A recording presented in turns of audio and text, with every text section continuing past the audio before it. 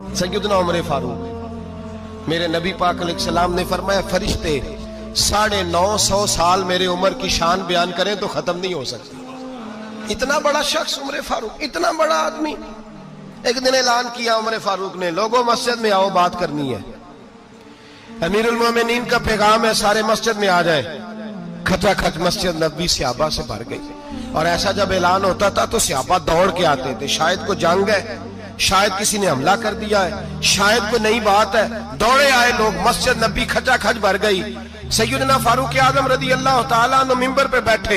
Hazrat Abdurrahman ibn of रदी अल्लाह तआला अन्हु फरमाते हैं कि सहाबा तजस्सुस के देख रहे हैं कि पता नहीं किसी तरफ से पैगाम नहीं आ गया, कोई काफिर हमला नहीं करने लगा, अल्लाह जाने क्या हुआ है, बड़ी परेशानी है। उमर बैठे, अल्लाह की हम्द की, नबी पाक सल्लल्लाहु अलैहि वसल्लम पर दुरूद पढ़ा और फिर उमर फारूक बोले, फरमाने लगे, मैं जब मक्के में रहता था ना तो कभी घर में कहत आ जाता था, कभी कहत आता था घर में, बकरियों के दूध खुश्क हो जाते थे, गंदम नहीं मिलती थी, पानी नहीं होता था।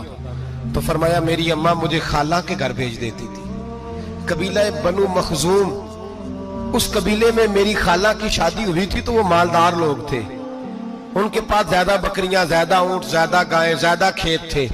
हजरत उमर फारूक फरमाने लगे, मैं उनके घर जाता तो मेरे खालू समझ जाते कि उमर को इसलिए भेजा गया है कि कहत आ गया है। फरमाते हैं वो मुझे सवेरे बकरियां चराने ले जाते, शाम तक मैं उनकी बकरियां चराता। अमीरुल मोमिनीन उमर, एक तरफ मसला यह है कि कैसर और किसरा की दीवारें हिल रही हैं उमर के नारों से, और इधर उमर मिंबर पे बैठ के खुतबे दे रहे हैं। फरमाते मैं बकरियां चराता, शाम तक खाला के घर जाके मजदूरी करता, और फरमाते शाम होती तो एक मुट्ठी किशमिश मुझे देते वो।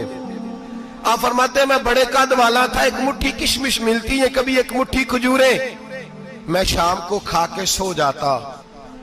कई महीने यूं ही गुजरते तो मेरी अम्मा का पैगाम आता कि हालात सही हो गया, मेरे बेटे को भेज दो। ये बात कही, हजरत उमर रोने लगे और फिर कहने लगे, अब वो वक्त आया है कि लोग मुझे अमीरुल मोमिनीन उमर कह के पुकारते हैं। बस ये दो बातें की। उमर ने कहा चलो जोहर का वक्त हो गया, अजान पढ़ो, उठो नमाज पढ़े, उठो। अजान हुई, इकामत हुई, जनाब उमर ने नमाज पढ़ाई, लोग चले गए तो सैयदना अब्दुर्रहमान इब्न औफ यराना था जनाब उमर से, बाजू पकड़ के कहने लगे, उमर सियाना बंदा यार तू, ये दो बातें सुनाने के लिए इतना मजमा इकट्ठा किया था, ये दो बातें कहने के लिए कि मैं खाला के घर जाके मजदूरी करता था तो एक मुट्ठी किशमिश मिलती थी, एक मुट्ठी खजूरें, ये कहने के लिए कि मैं बकरियां चराया करता था। तो हजरत उमर फारूक रदी अल्लाह तआला अन्हु फिर रोए, फिर आंखों में आंसू आए। कहने लगे, अब्दुर्रहमान आज ना मिस्र शाम से कुछ लोग आए थे और वो बता रहे थे कि उमर तेरा डंका वहां भी बड़ा बजता है। वो मुझे कह रहे थे तेरे नाम के वहां भी बड़े दबदबे हैं, बड़े तज़किरे हैं। तो मेरा नफ्स मुझे कह रहा था, उमर देखा तू यहां बैठा है और वहां तेरे नाम का शोर हो रहा है, मुझे इसने बड़ा किया है। तो मैंने आज मुस्तफा के सारे गुलाम इकट्ठे करके अपनी औकात बता दी है। मैंने अपनी औकात बताई है कि मैं कुछ नहीं, कोई शय नहीं, कोई चीज ही नहीं, असी किसी से कुछ नहीं जे लगदे, ना कोई साडा दर्दी। मैंने बताया है कि मैं तो किसी के बकरियां चरा के एक मुट्ठी किशमिश लेके गुजारा किया करता था। गुजारा मुझे मेरे कुछ साथी ना ले गए गुजरांवाला, सर्दियों के मौसम में मुझे कहने लगे स्वेटर पसंद कर ले अपनी मर्जी का। तो मैंने कहा यार मुझे तो वही मजा आता है जो मेरी अम्मा क्रोशिये से बनाया करती थी, वही वो पहले अब्बा पहनते थे, फिर वही स्वेटर बड़ा भाई पहनता था, फिर हमारे खाते में आ गया। और फिर उसकी तारीफें होती थी गुर्बत छुपाने के लिए, उसकी तारीफें होती थी, बड़ी मेहनत से बना है जी, क्या बात है, बड़ा गर्म है, तो अब छोटे भाई को दे दिया जाए। हमने कहा वही जमाना देखा है, वही रंग देखा हुआ है और उस पर फख्र है। अब तो लोग जब कुछ हो जाता है ना, दो चार लोग जानने लगते हैं तो लोग फटाफट दावा कर देते हैं खानदानी रईस आज़म हूं, बड़ी बात है। ऐसी कोई बात नहीं, जिसको अपना आप याद रहता है उसे खुदा भी याद रहता है, जिसे अपना आप याद रहता है उसे रसूलुल्लाह भी याद रहते हैं, जिसे अपना आप याद रहता है उसकी नजर में दूसरे लोग भी कुछ होते हैं, मैं उम्रे के लिए, हज के लिए जाता रहता हूँ, रब मुझे اپنے فضل سے بلا لیتا ہے. تو میں ایئرپورٹ سے نیچے اترا تو ایک صاحب میرے جاننے والے تھے, دوڑ کے آئے اور مجھے کہنے لگے کیا بات ہے, سنا ہے اس دفعہ آپ سعودی ایئر لائن سے آئے, سیدھا مدینہ شریف آئے, کیا بات ہے آپ کی؟ اور میں نے کہا صاحب چھوڑ دیں, میں بھی جب پہلی دفعہ آیا تھا تو میں بھی بڑا گھور گھور کے ایئرپورٹ دیکھتا تھا, میں نے کبھی دیکھا جو نہیں تھا, میں بڑا گھور گھور کے دیکھتا تھا, کوئی ایسی بات نہیں ہے, یہ نظام قدرت ہے, بادشاہ کے فیصلے ہیں, وہ جب چاہتا ہے جس طرح کے چاہتا ہے فیصلے فرما لیتا ہے, تو یہ اس کے فیصلوں کی بات ہے.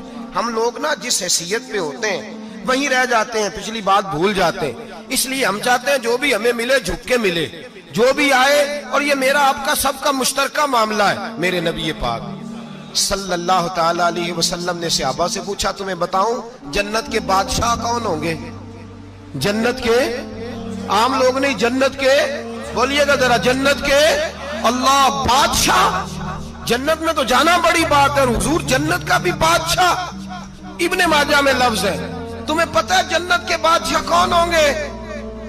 تو میرے مصطفیٰ کریم صلی اللہ تعالی علیہ وسلم کے غلاموں نے کہا حضور ہمیں نہیں پتا.